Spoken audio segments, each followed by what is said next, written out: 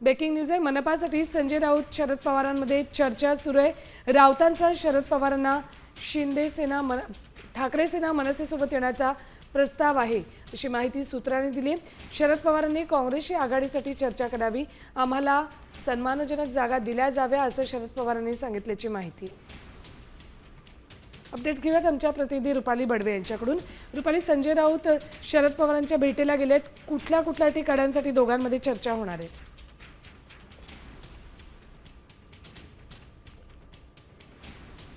गेले होते आणि दोघांमध्ये ही 15 ते 20 मिनिटं चर्चा झालेली आहे आणि आता ही बैठक सुद्धा संपलेली आहे। या बैठकीमध्ये महत्त्वाची जी चर्चा झाली त्याच्यामध्ये आपण जर पाहिलं तर शरद पवारांच्या पुढे संजय राऊतांनी शिवसेना आणि मनसेसोबत येण्याचा प्रस्ताव दिल्याची प्राथमिक माहिती आपल्याला मिळत आहे आणि सोबतच काँग्रेस बरोबर येणार आहे का, ते तयार आहेत का, या संदर्भामध्ये शरद पवार यांनी पुन्हा एकदा काँग्रेसबरोबर चर्चा करावी असं सुद्धा एक जे मत आहे ते संजय राऊत यांनी या बैठकीमध्ये व्यक्त केल्याची माहिती आपल्याला मिळत आहे।